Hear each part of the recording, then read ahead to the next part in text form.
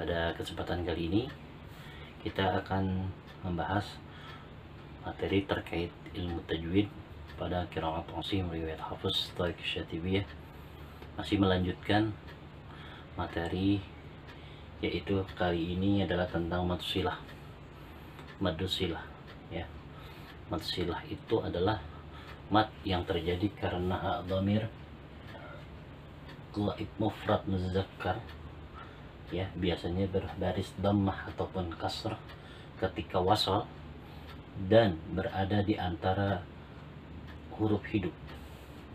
Jadi mad silah itu adalah hak dhamir ghaib mufrad muzakkar ya, bentuknya bisa seperti ini ataupun jika bersambung seperti ini, berbaris dhammah ataupun kasrah ketika wasal dan berada di antara huruf hidup ya, didahului dan diikuti oleh huruf hidup.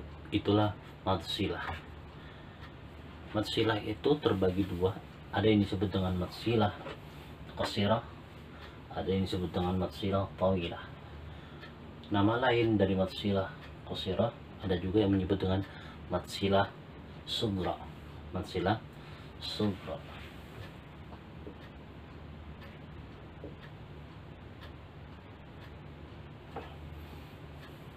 Sedangkan mad silah tawilah ada yang menyebut juga dengan mad silah kubra.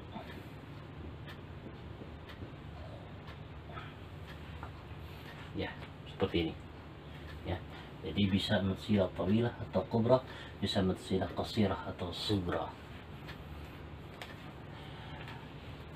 Untuk mad silah qasirah, qasirah artinya pendek. Ya, sedangkan tawilah artinya panjang. Dalam hal ini adalah memanjangkan bunyinya seukuran paling pendek, yaitu 2 harokat ya, dengan 2 harokat yang tidak diikuti hamzah qat'i atau hamzah qata'. Sedangkan mad silah tawilah atau mad silah kubra diikuti hamzah qata' atau hamzah qat'i ya. Hamzah qata' itu atau hamzah qat'i itu adalah hamzah yang dalam keadaan apapun tetap bisa tetap dibaca berharakat ya, tetap berfungsi, hurufnya hidup ya. Perhatikan sini. Untuk mad silah qasirah atau sughra, dia itu memiliki adalah bagian daripada mulhaq mad asli atau mad tabi'i, karena memiliki panjang yang seukuran sama dengan mad asli, yaitu seukuran 2 harakat.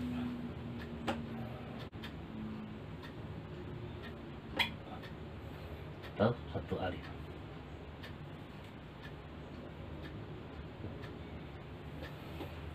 Sedangkan untuk mad silah tawilah itu dimulhaqkan atau dipersamakan panjangnya dengan mad jaiz munfasil atau mad munfasil yang panjangnya adalah 4 atau 5 ya. Untuk mad silah tawilah dalam hal ini mulhaq dengan mad jaiz munfasil, maka nama lain dari mad silah tawilah adalah mad jaiz munfasil hukmi. Mad jaiz munfasil hukmi yang mulhaq dengan mad jaiz munfasil atau mad munfasil, panjangnya adalah 4 atau 5. 4 atau 5 harakat. 4 atau 5 harakat.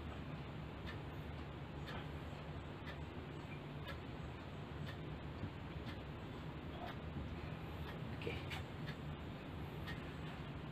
Ya. Selanjutnya, contoh dari mad silah qasirah bisa diperhatikan. Di sini ada contoh bi'amdihi lailan, bi'amdihi lailan. Nah, di sini ada contohnya, ada huruf hak dhamir atau hak kinayah ya, hak dhamir ghaib mufrad muzakkar berbaris dhammah atau kasrah ketika wasal dan berada di antara huruf hidup. Syaratnya adalah kaidahnya harus wasal dan berada di antara 2 huruf hidup. Jika seandainya dia wakaf di sini, maka tidak jadi mad silah qasirah. Atau jika tidak berada di antara 2 huruf hidup, misalkan sebelumnya berbaris sukun atau sesudahnya yang berbaris sukun, maka tidak jadi kaidah daripada matsilah. Ya, matsilah yaitu dalam hal ini matsilah qasirah atau matsilah sugra. Kenapa? Karena tidak diikuti hamzah qat'i atau hamzah qat'i setelahnya. Ya. Tapi jika diikuti hamzah qat'i sesudahnya atau setelahnya, maka matsilah tawilah. Di sini contohnya. Ya. Ya, karena ada diikuti oleh hamzah qat'i. Sedangkan ini tidak, maka matsilah qasirah. Panjang hanya 2 harokat. Bi'abdihi lailan. Bi'abdihi lailan. Untuk hamzah ataupun matsilah tawilah yang diikuti hamzah qat'i atau hamzah qat'i, maka panjangnya 4 atau 5 harakat yang mulhaq dengan mad jaiz munfasil atau mad munfasil. Ya, dan biasanya untuk bacaan panjang lebih dari 2 harakat umumnya adalah ditandakan seperti tanda ini. Nah, ya. Ini artinya tandaan menandakan bacaan lebih dari seukuran biasa, yaitu lebih dari 2 harakat. Nah, dalam hal ini dibaca karena menjadi matsilah tawilah atau kubrah atau matsilah mad jaiz munfasil hukmi, maka panjangnya 4 atau 5 harakat. Malahu akhladahu, malahu akhladahu, itu ya. Selanjutnya, kaidah ini berlaku dengan diantara 2 huruf hidup. Ini adalah sebuah kaidah daripada matsilah, berada di antara 2 huruf hidup. Tetapi dalam periwayatan qiraat Imam Asim riwayat Hafs pada Tariq Asy-Syatibiyah, ada pengecualian dalam hal bacaan tersebut yang sangat bertolak belakang dengan kaidah yang ada. Ya, contohnya ada di surah Al-Furqan. Surah Al-Furqan. Ya. Di situ tertulis adalah wa yakhlud.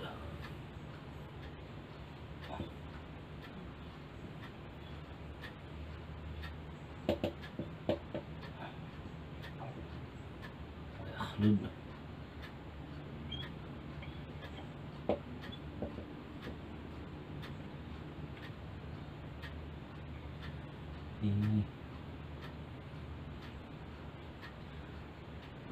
fayakhulud fi muhana.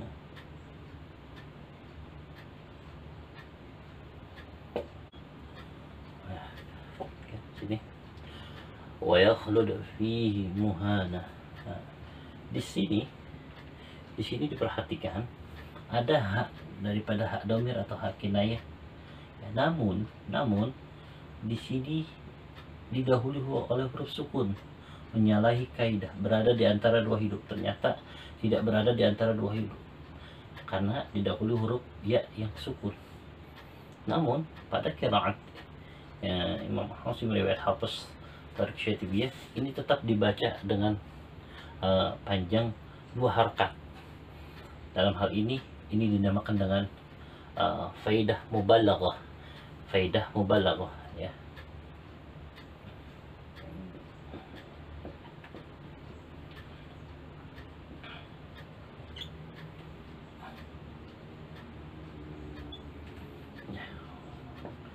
Faidah mubalaghah. Apa maksudnya? Kandungan dalam kalimat ini mengandung adanya penekanan, ya, atau penekanan ataupun pernyataan betapa kerasnya siksaan Allah, betapa kerasnya siksaan Allah ya kepada orang-orang yang musyrik, orang-orang yang musyrik, kepada orang yang musyrik. Maka di sini tetap dibaca fihi muhana, fihi muhana. Nah, di situ ya. Perhatikan di sini tetap dibaca panjang walaupun tidak berada dalam kaidah matsilah, yaitu berada di antara 2 hidup. Selanjutnya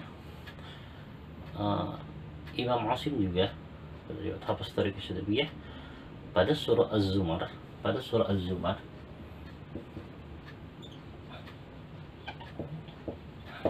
ayat 7, di situ dikatakan bahwa yardallahu lakum, yardallahu lakum,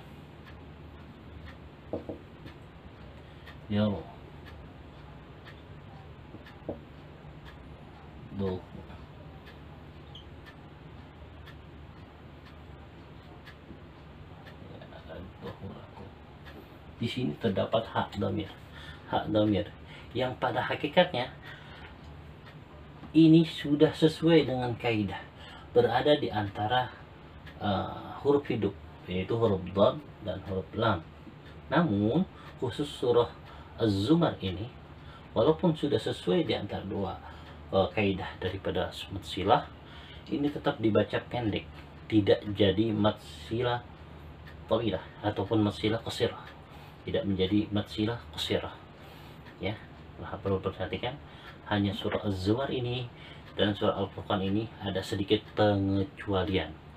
Yang Al-Furqan ini tetap dibaca panjang walaupun didahului huruf yang berbaris sukun, sedangkan untuk surah Az-Zumar diapit atau diikuti dan didahului huruf yang berharokat sesuai dengan kaidah, namun tidak dibaca panjang atau tidak dibaca panjang dua harokat. Baik ya, mungkin itu saja penjelasan dari saya.